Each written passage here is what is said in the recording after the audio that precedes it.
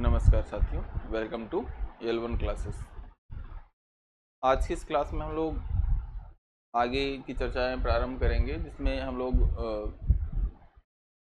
Indian scholars जो रहे हैं, मुख्य जो इंडियन स्कॉलर्स रहे हैं भारत में, उनका स्टैटिक्स के क्षेत्र में क्या योगदान रहा है और वैश्विक स्तर पर उनका क्या योगदान रहा है, कुछ उनकी चर्चा करेंगे। फिर उसके बाद हमारे पास अदर जो टॉपिक हैं, जैसे कुछ टॉपिक हमारे पास इस तरीके से थे कि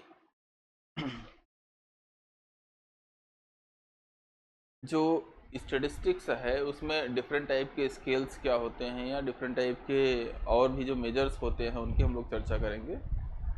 और फिर उसके बाद हम लोग आगे के जो टॉपिक्स हैं उनकी चर्चा करेंगे। ठीक है, तो ये हम लोगों का L1 क्लासेस का यूट्यूब चैनल और ये टेलीग्राम का लिंक और L1 क्लासेस प्रयागराज।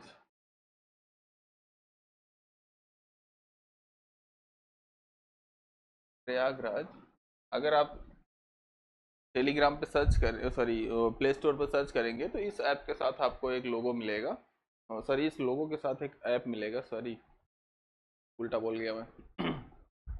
इस लोगो के साथ एक ऐप मिलेगा, जिसको डाउनलोड करके उस पर लॉगिन करके आप बाकी की जानकारियाँ या बाकी के जो कोर्सेस हमारे चल रहे हैं उनकी जानकारी आप लोग ले सकते हैं। ठीक है, तो यहाँ पे अब हम आज की क्लास में देखेंगे कि इंडियन स्कॉलर्स जो रहे हैं भारत में, जो स्टैटिक्स के क्षेत्र में स्पेशल योगदान दिए हैं, उनमें पहले हैं प्रशांत चंद्र महालनोबिस। इनका जीवन काल या इनका टाइम पीरियड था 1893 से 1972 तक। और ये 1993 में 29 जून 1993 में कोलकाता, अब जिसका नाम कोलकाता कर दिया गया है, इनका जन्म स्थान हुआ। मतलब इनका जन्म स्थान कोलकाता हुआ। और फिर उसके बाद इन्होंने जो भारत का पहला 5 ईयर प्लान था उसमें अध्यक्षता की, इन्होंने मतलब उसके एक टीम मेंबर के रूप में रहे। और जो सेकेंड 5 ईयर प्लान था हमारा, जो मतलब भारत में रसिया से अगर देखा जाए तो भारत का जो विकास की जो गाथा रही है 5 ईयर प्लान के माध्यम से स्टार्ट होती है। और पहला 5 ईयर प्लान जो 1951 से 1956 तक चला था, वो पीसी महालनोबिस सर ने उसको फार्मूलेट किया था, मतलब उसमें एक अहम भूमिका निभाई थी। और दूसरे 5 ईयर प्लान में जो इंडस्ट्रियलाइजेशन की बात हुई थी, उसमें इनका एक क्रिटिकल रोल था। तो जो 1956 से 1961 तक चला था। ठीक है, 5 ईयर प्लान का मतलब क्या हो गया कि भारत के विकास के लिए गवर्नमेंट ऑफ इंडिया ने 5-5 साल की योजनाएं बनाती थी। प्रेजेंट में भारत सरकार ने उसको रोक दिया है थोड़ा सा कुछ समय के लिए, या फिर यूँ कहें कि मोदी गवर्नमेंट ने उन योजनाओं को स्थगित कर दिया है कि 5 साल की योजनाएं न बना के हम टारगेटेड 1-1 साल की योजनाएं बनाएंगे। कह रहे थे कि 5 साल की जैसे जो टाइम पीरियड होता है काफ़ी लंबा होता है, इसलिए हम 1-1 साल की योजनाएं बनाएंगे, या फिर जिनमें आवश्यकता है 2 साल 4 साल की योजनाएं बनाएंगे। अलग अलग सेक्टर के लिए जितना टाइम रिक्वायर्ड है उतने समय की हम योजनाएं बनाएंगे। तो 5 ईयर प्लान को प्रेजेंट टाइम में स्क्रैप कर दिया गया है। तो PC Mahalanobis sir second 5 year plan, जिसमें एम्फेसाइज था इंडस्ट्रियलाइजेशन पे। भारत में देखेंगे तो बड़ी बड़ी कंपनियां जो भी लगी, चाहे वो भिलाई इस्पात संयंत्र हो, राउरकेला जो इस्पात संयंत्र है, या इस तरीके से जो सेकेंड 5 ईयर प्लान था, उसमें देखेंगे तो बहुत बड़ी बड़ी जो है फैक्ट्रियां भारत में लगाई गई, जिसके माध्यम से जो एक कहा जाता नहीं बैकबोन साबित हुआ भारत के विकास के लिए। तो वो सेकेंड 5 ईयर प्लान से स्टार्ट हुआ था। फिर उसके बाद इनका कंट्रीब्यूशन जो था, उनका महालनोबिस डिस्टेंस होती है एक, ये यहाँ पे तो नहीं, लेकिन आप लोग जब एमएससी या फिर रिसर्च वगैरह करेंगे तो यहाँ पे चीज़ें पढ़ने को मिलती हैं। अभी यहाँ पे डिस्कशन का कोई मतलब नहीं, क्योंकि यहाँ पे बेसिक्स केवल बताए जा रहे हैं कि महालनोबिस सर का योगदान क्या था। तो महालनोबिस डिस्टेंस इनका एक फार्मूला था जिसके माध्यम से इनको ख्याति मिली थी, या जिसके जिन चीज़ों के माध्यम से इनको एक पहचान मिली थी, तो वो महालनोबिस डिस्टेंस एक फार्मूला था। फिर उसके बाद इन्होंने इंट्रोड्यूस किया concept of large scale sample survey. Large scale sample survey Bharat में इन्होंने प्लान किया, और जिसके तहत इन्होंने 1931 में इंडियन स्टैटिस्टिकल इंस्टीट्यूट ISI का की स्थापना की। और ये एक स्टैटिस्टिक्स के क्षेत्र में एक रिनाउंड इंस्टीट्यूट है, जो कोलकाता में है प्रेजेंट में, और बहुत सारे लोग इसकी शाखाएं तो कई जगहों पे हो गई हैं, लेकिन जो स्टैटिस्टिक्स के क्षेत्र में जैसे आप लोग ग्रेजुएशन कर रहे हो, तो ग्रेजुएशन के साथ ग्रेजुएशन के बाद जैसे आदमी कभी कभी ये चाहता है कि उसका IIT में सिलेक्शन हो, या फिर कोई अच्छी यूनिवर्सिटी, कोई बड़ी यूनिवर्सिटी BHU या फिर DU जैसी यूनिवर्सिटी में उसका सिलेक्शन हो, PhD करने को मिले वहाँ से। उसी तरीके से कुछ लोग का ये सपना होता है कि वो ISI में भी काम करें, ठीक है। ISI में इंडियन स्टैटिस्टिकल इंस्टीट्यूट, तो यहाँ पे भी स्टैटिस्टिक्स का एक अच्छा स्कोप है, यहाँ पे पढ़ने को जानकारी मिलती है। फिर उसके साथ साथ यहाँ पर देखेंगे तो जो इंडियन स्टैटिस्टिकल इंस्टीट्यूट है, उसके माध्यम से यहाँ पे इंडिया में स्टैटिस्टिक्स के क्षेत्र में रिसर्च काफ़ी ज़्यादा होता है। फिर यहाँ पर देखेंगे हम लोग तो यहाँ पे इसका इम्पैक्ट क्या हुआ है। इम्पैक्ट ये है कि लार्ज स्केल जो सैंपल सर्वे डिज़ाइन हुआ, जो सैंपल यहाँ पे भारत सरकार NSSO के माध्यम से, NSSO की स्थापना 1950 में की गई, और उसके माध्यम से भारत सरकार भारत में डिफरेंट पैरामीटर्स को मापने के लिए, चाहे वो बेरोजगारी के आंकड़े हों, चाहे वो इकोनॉमिक स्तर मापने के स्तर हों, या फिर ये कहे कि भारत में जैसे वर्तमान में देखा जाए तो भारत में क्या स्थिति है, उसके लिए अलग अलग सर्वेज कराए जाते रहते हैं NSSO के माध्यम से। तो उसका एक बैकबोन या इसका एक जो मतलब नींव है, उन्होंने उसकी नींव PC महालनोबिस सर ने रखी थी। फिर इसके बाद यहाँ पे the Mahalanobis model became a की approach in India's 5-year plan emphasizes on role of statistical analysis in economic development। तो ये 5-year प्लान की बात कर रहे हैं, सेकेंड 5-year प्लान, और उसके आगे भी ये कंटिन्यू रहा कि आगे के भी 5-year प्लान में भी पहले बड़ी फैक्ट्रियों पे जोर दिया गया, फिर उसके बाद कुछ छोटी फैक्ट्रियों पे भी जोर दिया गया, फिर उसके बाद भारत में लघु एवं कुटीर उद्योग फिर को बढ़ावा देने के लिए यहाँ पे बातें हुई। तो इस तरीके से इंडस्ट्रियलाइजेशन पे बात होती रही। फिर उसके बाद नेशनल सैंपल सर्वे की स्थापना हुई। नेशनल सैंपल सर्वे की स्थापना हुई 1950 में भारत में। और ये ध्यान दीजिएगा, ये नेशनल सैंपल सर्वे NSSO की जो स्थापना हुई है 1950 में, ये क्वेश्चन UGC नेट के एग्ज़ाम में कम से कम, अगर अब तक जो पेपर हुआ है 2012-13 के बाद से, जो ऑब्जेक्टिव मतलब इसको देखेंगे, तो उस पेपर में कम से कम मान के चलिए कि ये 7 से 8 बार ये पूछा जा चुका है। हर दूसरे तीसरे साल ये क्वेश्चन जरूर रहता है कि NSSO की स्थापना कब हुई। तो यहाँ पर देखेंगे तो 1950 में इसकी स्थापना हुई थी। फिर उसके बाद NSS provides valuable data for various sectors such as agriculture, health, education and employment, which were crucial for effective policy makings। तो यहाँ पे NSSO अलग अलग क्षेत्र में भी जैसे बताया गया कि अलग अलग क्षेत्र का डेटा प्रोवाइड करता है। अभी जो सोशियो इकोनॉमिक सर्वे चल रहे हैं, अभी भी चल रहे हैं कंटिन्यू, उनके अलग अलग हर साल गवर्नमेंट थीम निर्धारित करती है, वो उनके लिए कुछ अलग अलग मतलब टारगेट्स होते हैं, और वो टारगेट्स अलग अलग भारत सरकार निर्धारित करती है, और उस पर डेटा कलेक्ट करते हैं NSSO के जो एम्प्लॉई होते हैं, और फिर उसके आगे की जो पॉलिसीज़ हैं, फिर उनके रिजल्ट और उनकी पॉलिसी मेकिंग में यूज किया जाता है उन डेटास का।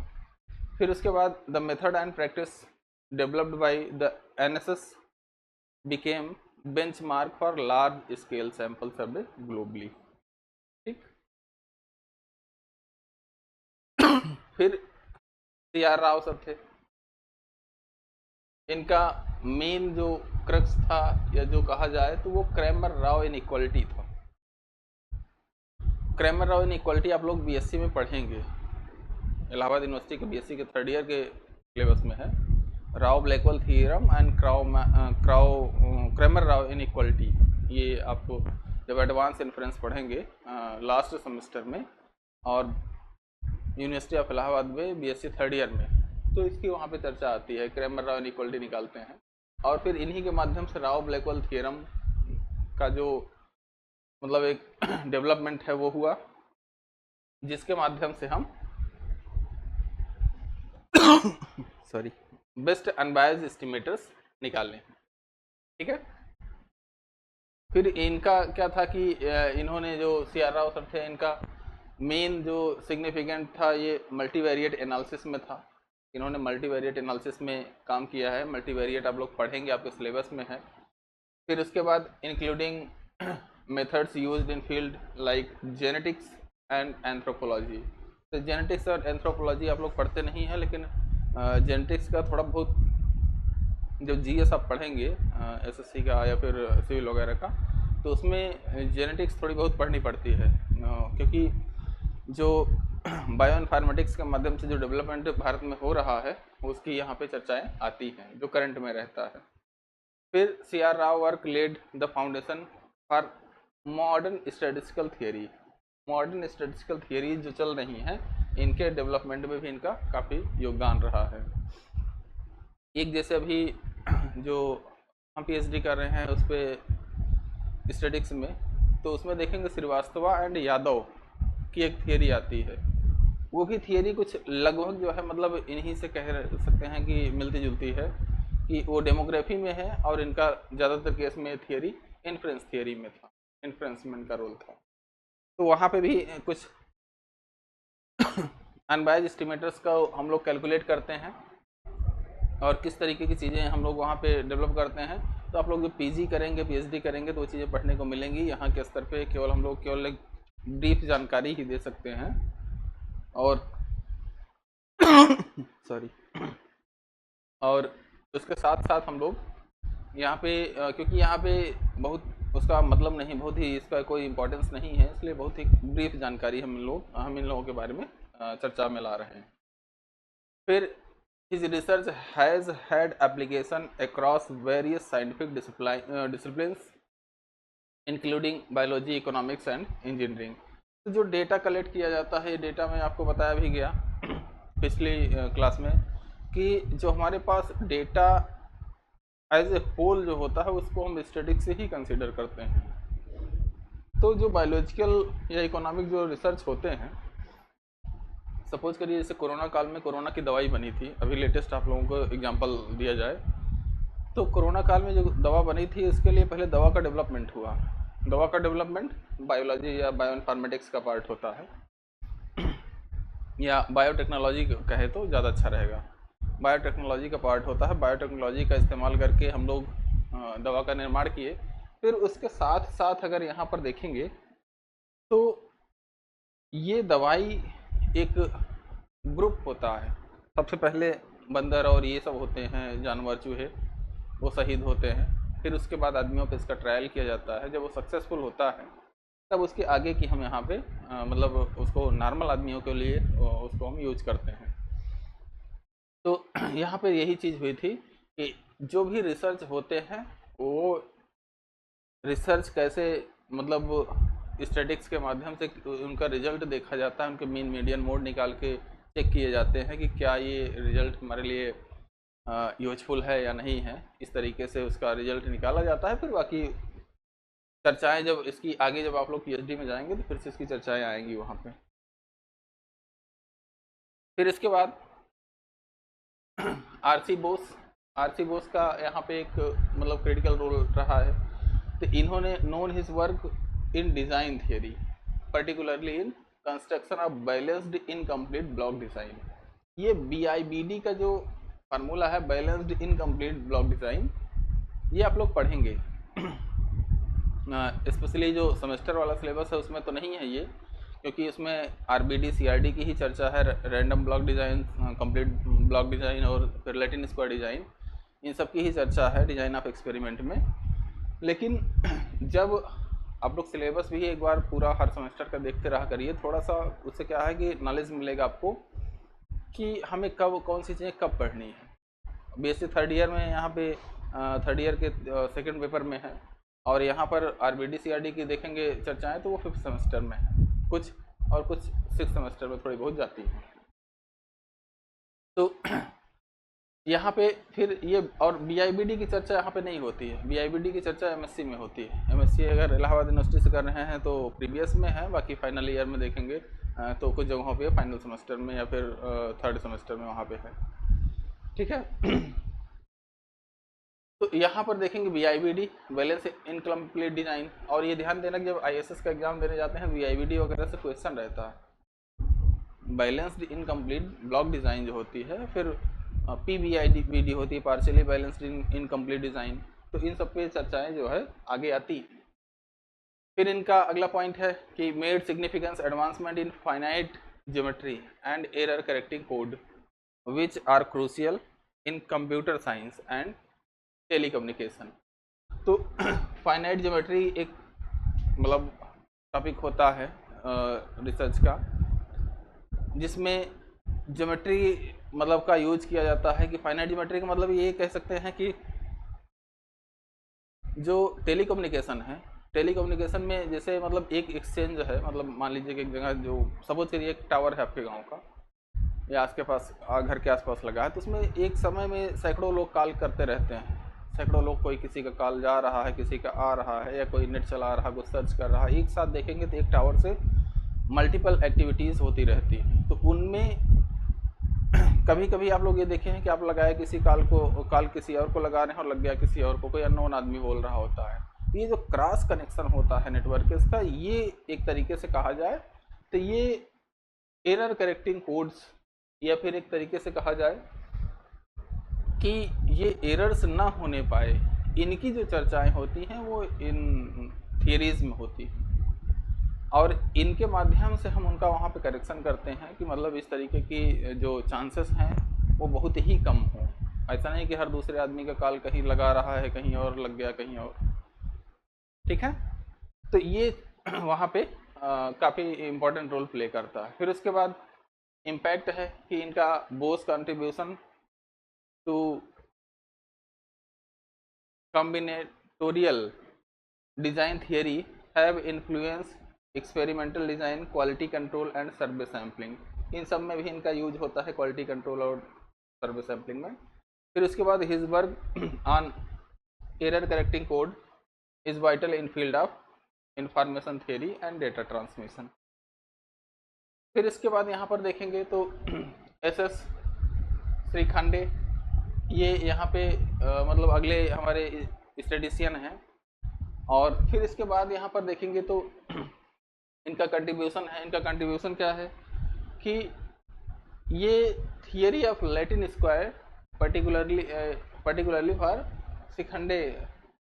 श्रीखंडे ग्राफ में जाने जाते हैं। तो theory of Latin square design का मतलब एक बताया नहीं अभी कि आरबीडी सीआरडी एलएसडी आप लोग पढ़ेंगे, तो उसी में श्रीखंडे मतलब इनकी एक थोड़ा सा जो हम लोग पढ़ते हैं लैटिन स्क्वायर डिज़ाइन या रैंडम ब्लॉक डिज़ाइन, वो इक्वल नंबर ऑफ ऑब्जर्वेशन पर सेल के लिए नॉर्मली चर्चा होती है, या फिर अनइक्वल नंबर ऑफ ऑब्जर्वेशन पर सेल के लिए कहीं कहीं चर्चाएँ आती है। लेकिन श्रीखंडे जो स्टैटिस्टिक्स है या लैटिन स्क्वायर डिज़ाइन है, ये वहाँ पे भी कुछ मतलब इसमें करेक्शन करते हैं। और इन करेक्शंस की चर्चा जब वहाँ पे अगर इनके टॉपिक को लेकर, जैसे डिज़ाइन ऑफ कोई पीएचडी कर रहा डिज़ाइन ऑफ एक्सपेरिमेंट में, तो वहाँ पे ये चीज़ें पढ़ने को मिलेंगी। जैसे मेरा पीएचडी जो है वो पॉपुलेशन स्टडीज़ पे है। पॉपुलेशन स्टडीज़ में मतलब हमने जो टॉपिक रखा है critical analysis of demographic data, और भारत या इसके पड़ोसी देशों का जो जनसंख्या में विन्यास है, जनसंख्या में वेरिएशन है, और जनसंख्या में अलग अलग टाइप के जो कैरेक्टरिस्टिक एग्जिस्ट करते हैं, उसी पे हमारा रिसर्च का टॉपिक है। और अगर ये रिसर्च मतलब अभी तो हमें परमिशन लेनी पड़ेगी गवर्नमेंट ऑफ इंडिया से, और अगर परमिशन अगर मिल जाती है तो लग नहीं रहा कि मिल जाए, क्योंकि गवर्नमेंट एम्प्लॉइयों को बहुत पढ़ने नहीं दिया जाता यार। इसीलिए आप लोगों को बताया जा रहा है कि पहले ढंग से पढ़ाई करो कि पहले ही बार में जब सिलेक्शन पा जाओ तो अच्छी जगह पाओ, और फिर उसके बाद गवर्नमेंट जॉब में आने के बाद बहुत ही मुश्किल से कोई डिग्री या डिप्लोमा लेने दिया जाता है, उसकी एनओसी ही नहीं देते हैं ऊपर बैठे हुए अधिकारी।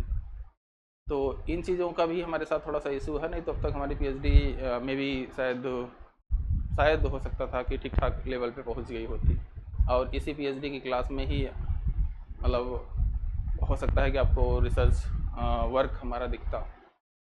तो हालांकि अभी यहाँ पे कोई ऐसी बात नहीं है, मिलेगी नहीं मिलेगी वो तो अलग बात है। और फिर हमारा जो मतलब कंट्रीब्यूशन है श्रीवास्तव एंड यादव जो स्टेटिस्टिक है उसके आगे का टॉपिक है, उसके आगे हमें कुछ नया रिजल्ट उसमें देखना होगा, कुछ नई थियरी डेवलप करनी होगी, तब पीएचडी की डिग्री अवार्ड होती है। तो अगर उसमें यादव एंड इस तरीके की जो थियरी है, अगर उसमें सफलता हमें मिलती है कि कुछ एक नई थियरी डेवलप करने की, कुछ एक नया स्टेटिस्टिक डेवलप करने का, तो आप लोग हो सकता है कि हमें मन में बहुत ही भला बुरा कहें कि चलो एक स्टैटिक्स की एक थियरी और पढ़ने को आ गई, या एक आदमी और जो है मतलब इस तरीके से हुआ। तो उसमें हालांकि ये आपके सिलेबस में नहीं है, जो रिसर्च करेंगे उन्हीं के लिए वाइबल है। अब जैसे हम जिनके अंडर में जिन मैडम के अंडर रिसर्च कर रहे हैं उनकी भी अपनी एक इसी यादव एंड जो श्रीवास्तव एंड यादव स्टेटिस्टिक है उसी के आगे की थियरीज उनकी भी थी, और उनका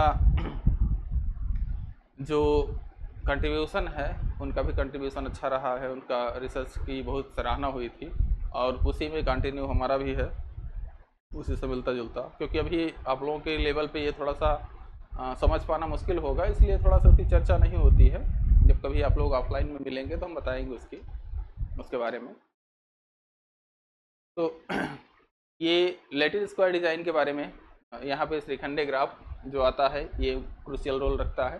फिर उसके बाद RC Bose along with RC Bose disproved Euler conjecture on orthogonal Latin square design for all order greater than 2। तो यहाँ पे ये जब लैटिन स्क्वायर डिजाइन में जब वहाँ पे रिसर्च करेंगे तो ये चीज़ें पढ़ने को मिलेंगी। फिर उसके बाद सेकेंडरी कंट्रीब्यूशन है applications in area like experimental design, cryptography and scheduling problem. ठीक है। और फिर इसके बाद डी बसु थे, देवव्रत बसु, इनका कंट्रीब्यूशन है कि played a key role in development of likelihood principle and contribution to the foundation of Bayesian and frequentist statistics. तो ये बेजियन स्टेटिस्टिक की थोड़ी सी तबीयत गड़बड़ है, इस चक्कर में थोड़ा बोलने में प्रॉब्लम हो रही है, तो इसको एडजस्ट कीजिएगा। इसके लिए हम खेद व्यक्त करते हैं कि थोड़ी तबीयत खराब होने के कारण, स्पेशली गला खराब है, इसलिए बहुत स्पीड में या फिर बहुत तेज़ी से बोलना भी थोड़ा सा मुश्किल हो रहा है। तो इसमें देखेंगे तो इनका क्या है, इनका लाइकलीहुड प्रिंसिपल की यहाँ पे चर्चा हुई थी, लाइकलीहुड रेशियो मेथड जो आप लोग देखे हैं उसकी चर्चा यहाँ पे हुई है। फिर उसके बाद यहाँ पर देखेंगे तो इनका वर्क जो है सफिशिएंसी एंड एंसिलरिटी पर भी बेस्ड है। फिर उसके बाद इनका इम्पैक्ट है Basu's work influence the debate on statistical methods, particularly the decisions on Bayesian versus frequentist approach. और फिर उसके बाद his contribution are crucial in decision theory, hypothesis testing and estimation. हम एक चीज़ आपको ये बता दें कि हो सकता है आपको यहाँ पे थोड़ी सी जो है मतलब नींद आ रही हो स्टैटिक्स में।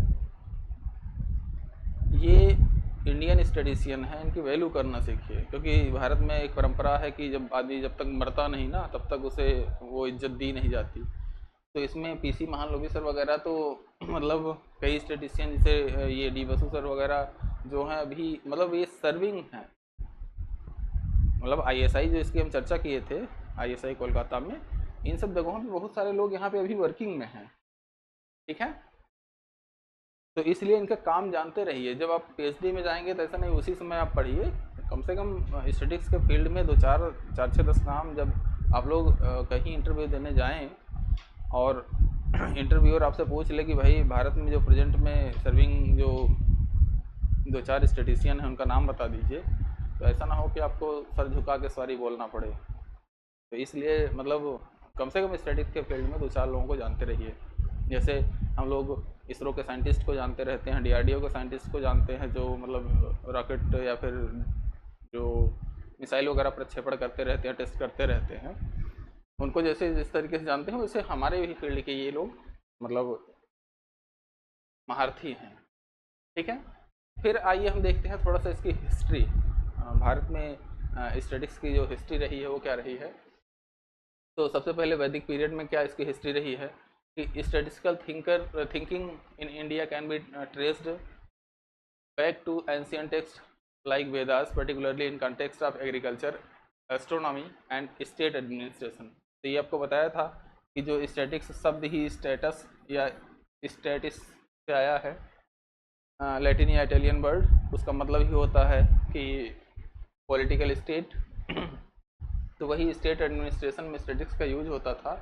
फिर अर्थशास्त्र एक किताब थी जो आचार्य चाणक्य के द्वारा लिखी गई थी 4th सेंचुरी, मतलब 5th BC में, मतलब ये कहें कि मतलब ईसा पूर्व में, मतलब जो हम लोगों का सन चल रहा आज से लगभग ये मान के चलिए कि हाँ लगभग मान के चलिए कि 2400-2500 साल पहले ये किताब लिखी गई थी, और जिसमें इन्होंने स्टेट क्राफ्ट, इकोनॉमिक पॉलिसीज़ और एडमिनिस्ट्रेशन की चर्चा की थी, और उसमें स्टैटिस्टिक्स का एक मेंशन आता है। इन्होंने बताया था कि राजा को किस तरीके से प्रशासन करना चाहिए, अपनी जनता के बारे में कैसे जानकारी रखनी चाहिए, और उन्हीं के समय का देखेंगे तो मार्किंग जो अभी भारत में है, या जो प्रशासन को बांटने का तरीका है, जैसे पूरे भारत को देखेंगे तो पूरे भारत को छोटे छोटे जिलों में यहाँ पे डिवाइड किया गया है। ये आचार्य चाणक्य के समय की ही मतलब देन है कि वहाँ पर ये कहा जाता था कि पहले प्रशासक रखा जाता था। आज प्रशासक को नॉर्मली आदमी डीएम कह देता है या कुछ भी कह देता है। अलग अलग समय में जिला प्रशासक के अलग अलग नाम हुआ करते थे। ये भी आपसे जीएस वगैरह में क्वेश्चन पूछता है। तो ये प्रशासन की एक छोटी से छोटी इकाई, और आचार्य चाणक्य ने ही कहा था कि राजा जो है वो जन्मजात नहीं होना चाहिए।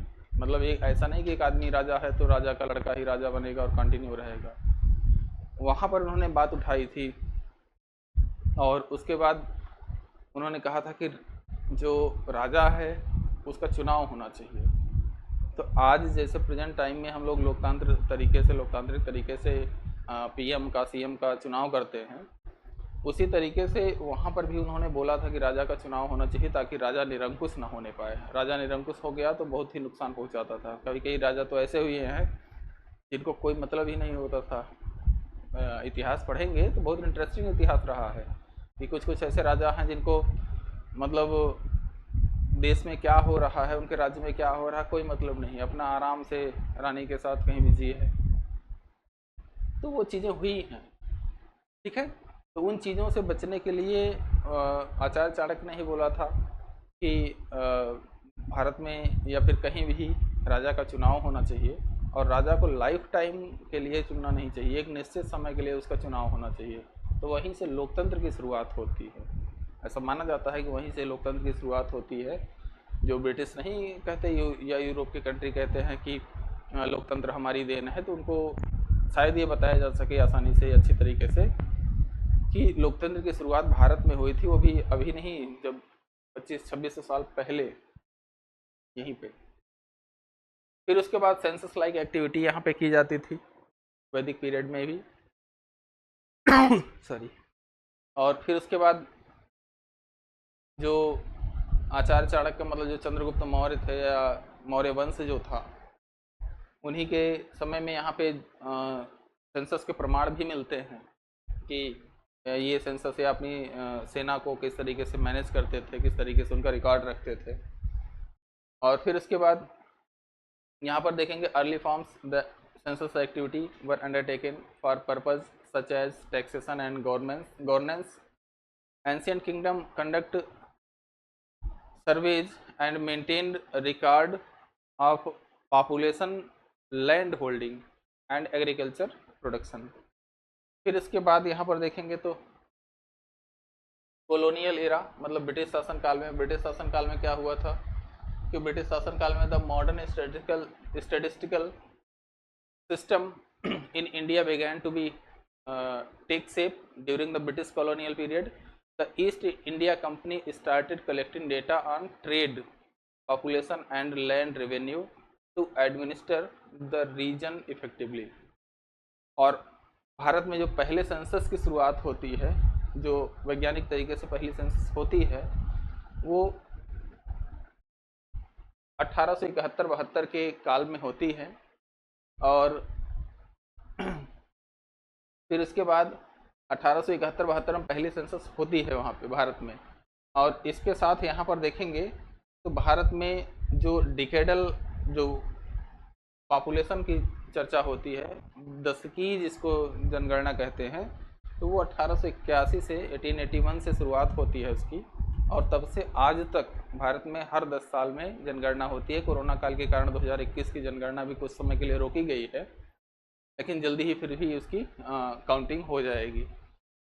और फिर उसके बाद इंडियन स्टैटिस्टिकल सर्विसेज देखेंगे कि in 20th century efforts were made to streamline statistical services for better governance, and the establishment of the Indian Statistical Services was a significant step towards institutionalizing statistics as a key tool for policy making. ठीक, फिर post independence आज़ादी के बाद क्या हुआ, तो अभी just हम लोग पढ़े हैं कि पीसी महालनोबिस एंड आईएसआई, तो 1931 में आईएसआई की स्थापना हुई। ये ध्यान में रखिएगा, ये भी क्वेश्चन कई बार पूछा है कि आईएसआई की स्थापना कब हुई थी। आईएसआई मतलब पाकिस्तान वाला आईएसआई नहीं, ये ध्यान में रखिएगा। पाकिस्तान में भी एक आईएसआई है जो भारत में, जो भारत सरकार या फिर मतलब जो भारत में आतंकवादी गतिविधियों को अंजाम देती है, या कहीं भी इसमें इस तरीके से, हालांकि वो गलत है लेकिन अब क्या कहा जाए हम लोगों को। तो आईएसआई भारत में है, इंडियन स्टैटिस्टिकल इंस्टीट्यूट। और आप लोग भी एक बार ट्राई करिएगा कि यहाँ पे अगर सिलेक्शन हो जाता है जस्ट पीजी के लिए तो बहुत ही अच्छा है, इसका स्कोप बहुत अच्छा है। एक बार सिलेक्शन यहाँ पे होने के बाद मतलब ये कह सकते हैं कि आपका करियर लगभग फिक्स हो जाता है। ठीक है, तो बताया ही गया अभी जस्ट कि कोलकाता में है। और फिर उसके बाद 5 year plan, first 5 year plan after independence 1947, Mahalanobis played a key role in formulating India's 5-year plan. His focus on using statistical technique for economic planning helped shape India's development strategy. He advocated the use of large-scale sample survey for effective data collection, which led to establish the National Sample Survey Office in 1950. फिर उसके बाद institutional development, फिर post independence देखेंगे तो several statistical institute की स्थापना की गई, such as CSO central statistical organisation. फिर उसके बाद नेशनल स्टैटिस्टिकल कमीशन की यहाँ पे चर्चा हुई, मतलब इसकी स्थापना की गई। फिर these institutions standardized statistical methods, coordinated data collection efforts and provides data crucial for policy making। ठीक है, अब इसके बाद रिसेंट में जो डेवलपमेंट हुआ है भारत में अभी के समय में, तो इसमें देखेंगे तो मॉडर्नाइजेशन एंड डिजिटाइजेशन।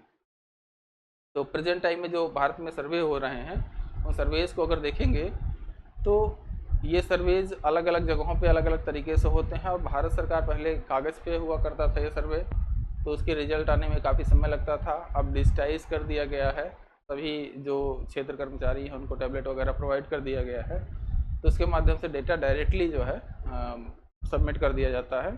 और डेटा डायरेक्टली सबमिट करने से का परिणाम ये होता है कि उसका रिजल्ट जल्दी आ जाता है, पॉलिसी प्लानिंग में टाइम कम लगता है। तो in recent decades there has been a push up towards modernising India's statistical system, including the digitisation of data collection and processing. The use of technology has improved the accuracy and timeliness of statistical data, ठीक है। फिर policy and research है, तो statistics in India now play a crucial role in various fields including public health, agriculture, economics and education. Institutions continue to develop advanced statistical methods to address contemporary issues such as poverty, unemployment, etc. ठीक है। तो अभी present time में क्या हुआ है, जो वास्तविक स्थिति चल रही है, तो the national sample survey is a large scale survey aimed at collecting socio-economic data.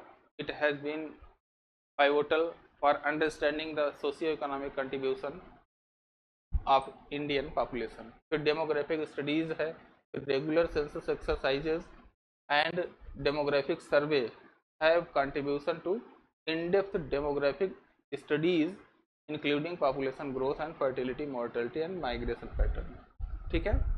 तो प्रेजेंट टाइम में अगर देखेंगे तो भारत में जो ये रेगुलर एक्सरसाइजेज होती हैं डेमोग्राफिक स्टडीज़ का और फिर population growth, fertility, mortality and migration pattern का, तो इस पे भी चर्चाएं होती हैं और कहाँ पे कितने लोग रह रहे हैं, इन सब का एक रिकॉर्ड गवर्नमेंट ऑफ इंडिया रखने की कोशिश कर रही है कि भारत के किस राज्य में या किस ज़िले में माइग्रेशन ज़्यादा होता है, फिर उस तरीके से उसको मैनेज करना कि वहाँ पे कोई समस्या ना हो, खाने पीने की, स्वास्थ्य का कोई इशू ना हो, इस तरीके की चीज़ें चलती रहती है।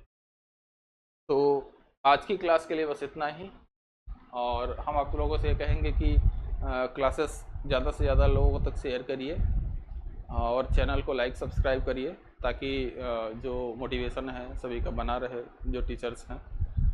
और जल्दी ही L1 क्लासेस बहुत अलग अलग कोर्सेस स्टैटिस्टिक्स के क्षेत्र में ही लॉन्च करने वाला है, जिसमें हम लोगों की टीम मिलकर एक अच्छा प्रयास करने जा रही है कि ISS का और आप लोग पॉपुलेशन स्टडीज़ का जो सिलेबस रहेगा उसको हम कवर कराएंगे, और बहुत ही मिनिमल रेट पे, क्योंकि भारत में कोई भी ऐसा प्लेटफॉर्म नहीं है जो इनके लिए कंप्लीट एक पैकेज या कंप्लीट एक जो मतलब पढ़ाई का जो एक सिस्टमेटिक पैटर्न है उसमें चीज़ें नहीं उपलब्ध कराता। तो L1 क्लासेस आपको जल्दी ही प्रोवाइड करेगा, और L1 क्लासेस के साथ जुड़े रहने के लिए टेलीग्राम का लिंक और यूट्यूब चैनल का लिंक। तो आज की क्लास के लिए बस इतना ही। Thank you for this class, have a nice day.